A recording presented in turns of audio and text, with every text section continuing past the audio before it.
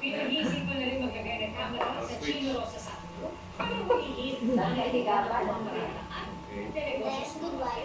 Sinunod nila ang mga pangunahing lansangan para sa TV operations. Si Oscar Oiga. How about the hard one naman? I can do it. Nakatakbo na lang ang ilang vendor sa may Petro Hill sa Luzon, Manila ng mamataan ng mga tauhan ng MOD Special Operations Tools Ganito na lang.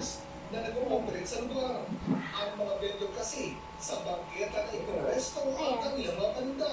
Come on, let's go. Bagay na di naman talaga pwede ayon sa MMDA. The hardest one. Bumili ng mga purong kalsada kaya mahalaga ayon sa MMDA. Dalagang na maluot itong madadaanan. Alam na po natin ang kanto po, ang corner ng mga kalsada. Una-una, hindi po ito pwede dapat lagyan ng ano-ano mga structures. Hindi po tayo pwede magtinda. Lalo na ito po ay bangketa. So isa po yan sa mga tinugulan nating complaint ngayong umagang ito.